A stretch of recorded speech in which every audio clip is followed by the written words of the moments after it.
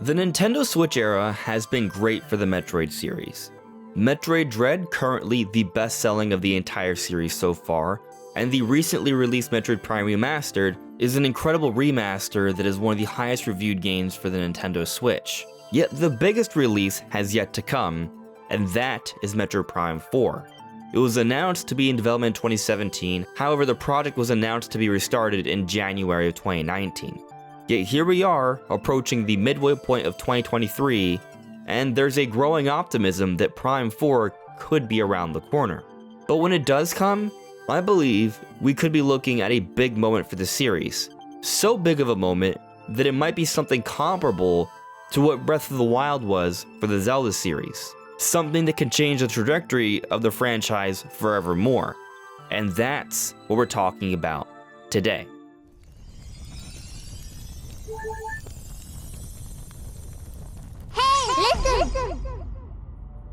Welcome everyone, this is Andre's Restart, and this time we're talking about what could be Metroid's big Breath of the Wild moment. But before we get into that, let me point out that we are aiming to hit 25,000 subscribers by the time Tears of the Kingdom comes out on May 12th. So if you do enjoy my content, please subscribe and hit the notification bell, because then we might just make it. So before we talk about what this big moment might be for the Metroid series, let's first talk about what the big Breath of the Wild moment meant for the Zelda series. So, for the Zelda series, at the time before Breath of the Wild had come out, the best-selling Zelda game was Twilight Princess, that was just shy of 9 million when you account for both GameCube and Wii sales. And that's one important point right there, not just the sales, but that it came out for both the GameCube and the Nintendo Wii.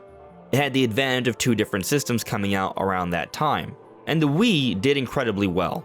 But what happened with Breath of the Wild is something a little bit different. You might think, okay, similar to Twilight Princess, it was made for the prior system that did not perform as well, but because the development ended around the time of the next generation, they had it become a cross-gen release. There's a similarity there between Twilight Princess and Breath of the Wild. And that new system went on to be incredibly successful. The Wii sold 100 plus million, but the Nintendo Switch is doing even better, currently selling 120 plus million and counting. But there are some key differences. The Switch isn't something that's just appealing to a casual market that's going to move on to something else later on. The Switch audience is comprised of a lot of core gamers, and most core games sell well on the Switch, unlike the Wii. But perhaps an even bigger point to make is that while Twilight Princess was an incredible game, it wasn't considered to be revolutionary for its time. Breath of the Wild, on the other hand, is. Breath of the Wild came out in a time where we were just used to the poor sales of the Wii U, and it was really the biggest thing we had to be excited about, and there wasn't much else to talk about before the Switch. But when it finally did come, it showed to the world that Nintendo can still do something special. They can still do something ambitious on a large scale, and they created one of the greatest open world games ever. And after the release for Breath of the Wild, we all looked at open world games differently. A lot of developers followed in their footsteps and tried to mimic Breath of the Wild in one way or another. So thanks to the quality of the game, thanks to the innovation of the game, and it coming out at the right time as a launch title for the Nintendo Switch that is on pace to potentially become the best-selling system of all time, it became a big moment for the series. The Breath of the Wild moment for the series, and now Breath of the Wild is hovering around 30 plus million, which is far greater than the previous record holder for the Zelda series, which was Twilight Princess, which was less than 9 million. And Breath of the Wild is still selling. So we don't know where it's going to be left once everything's said and done. It could potentially be at 35 million or even higher. So then, what would a Breath of the Wild moment mean for the Metroid series? Well, the Metroid series has gone on several hiatuses over the decades, and we didn't have a Metroid game on the Wii U, and it's been a long time since we've gotten a new Metroid Prime game. The last time there was a new Metroid Prime game was 2007, and here we are in 2023 without a release date. It could come out this year, could come out next year. I do think it's close. But the point is, when it does come, it might mean great things for the series, because it could turn the Metroid series into a regular franchise. there's a potential that Metroid Prime 4 comes out as a cross-gen game similar to Breath of the Wild, where we've been waiting for it throughout this entire generation. It still comes out for Switch, it's still a showcase game for the Switch, but at the same time, it's a showcase for Nintendo's next system as well. There is that potential. But could it be nearly as successful as Breath of the Wild? That's unlikely. However, perhaps it's not as unlikely as you might think. Once upon a time, Metroid sales weren't so far behind Zelda sales. Now we look at Metroid and think, man, if they could sell 2 to 3 million, that would be special. And that seems to be only like about 10% of what Zelda's capable of. But if we go back to the GameCube era, the Wind Waker and Metroid Prime came out around the same time. The Wind Waker, still a better selling game. The Zelda series is a bigger franchise, there's no denying that. It sold around 4.5 million. But Metroid Prime sold a little bit over 2.8 million. More than half of what Wind Waker sold. And I bring that up to say that the Zelda series continued to pick up momentum over these last few decades, while the Metroid series went downhill. But with the success of Metroid Dread and Metroid Prime Remastered, they're starting to pick up some momentum here. They're getting a little bit of that Switch boost. There's a new audience being exposed to the Metroid series, and when the big game, Metroid Prime 4, comes out, it could reach another level of audience. It's not just the Zelda series that's reached a new height on Switch, it's most Nintendo games. A 3D Mario like Mario Odyssey selling 25 plus million? Unheard of. Other Nintendo series like Splatoon or Luigi's Mansion selling 10 plus million? Unprecedented. And then other smaller niche franchises like Fire Emblem and Xenoblade approaching 3 million in sales? That's also pretty impressive as well. So Metroid Prime 4 and all of its ambition could lead to something special, but some may argue, ambition? Why should Metroid Prime 4 be any bigger than, say, Metroid Dread? Well, firstly, we've seen a strong correlation with big 3D adventure games selling better than 2D games. Kirby's Forgotten Land is the best-selling game in the series. Why? It's a great game, but they also went in a 3D direction. The 3D Zeldas always outsell the 2D Zeldas. Pokemon Scarlet and Violet went open world, and despite all of its issues, could become the best-selling Pokemon game of all time.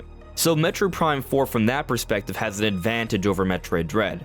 But we've also seen over the years that Retro Studios has continually been hiring incredible talent, AAA talent from Red Dead Redemption, Call of Duty, Overwatch. They're bringing in some of the best Western AAA talent there is for this game. I believe the intent with Metroid Prime 4 is for this to be a big moment for the series. When they announced the restart for Metroid Prime 4 back at the beginning of 2019, they put out a video, a dedicated video, with a Nintendo executive on screen, very much how they've handled the delays for the major Legend of Zelda series. Outside of Zelda, it's the only other time they've done that, to announce the restart for Metroid Prime 4. And what this tells me is that they understand that there's a fan expectation, but that also the level of quality and ambition they have for this game is comparable. I don't think Nintendo wants Metroid to be a niche series. I think they are trying to push the series to another level. And with Metroid Dread being at 3 million and then Prime Remastered doing well, they've built up a little bit of momentum. Those are smaller releases compared to what's to come. And if the Switch 2 is around the corner, that could give the Metroid series another boost as well. So when you factor in everything, this high quality they plan for the game, this Switch 2 boost they may get, the Switch 1 boost it may get, all of these things could lead to Metroid Prime 4 really popping off and pushing the series to another level of height. I'm not saying Prime 4 is going to sell 20 to 30 million, but I feel like a lowball, and I'm sure people will disagree, but I think a lowball for Metroid Prime 4 might be 5. And I'll go as far as saying that I think there's a chance it could go beyond that, maybe 10 or 15 million, which may seem insane. But let me ask you something. Would you have ever predicted that Breath of the Wild would sell 30 plus million, when the prior record was Twilight Princess that couldn't even hit 9? I bet about 90+% of you would have not done so. Neither would have I. I would never have predicted that Breath of the Wild would have reached the heights it has. But it had its moment. The Zelda series had its big Breath of the Wild moment. So when Metroid Prime 4 does come, I have an optimism that the quality of this game will be Game of the Year candidate kind of game. It will be something that could be revolutionary for the series. Perhaps people will look at first-person adventure games differently moving forward after Metroid Prime 4. I think there is that kind of potential. And even if it isn't something that's revolutionary like Breath of the Wild, at the very least, it could set a new standard for the Metroid series, appeal to a much larger audience, and at least put Metroid in a place where we could be looking at consistent regular Metroid games moving forward. I'm not saying every single year, but between spin-offs and DLC and the different varieties of Metroid that there are between the 2D Metroid, the Prime Metroids, maybe a Federation Force spin-off, maybe a Hunter spin-off, it could be a regular series, maybe something more like the Xenoblade series, for example, or the Fire Emblem series. Or even Zelda. Zelda, we do get something of Zelda almost every year, so I don't think this is out of the realm of possibility. I think we could be looking at something special for Metroid Prime 4, and I have an optimism that we could even see it at some point this year. And maybe then we'll have a good idea of how big of a deal this is going to be. But what do you guys think? Do you think that Metroid is about to have its big Breath of the Wild moment?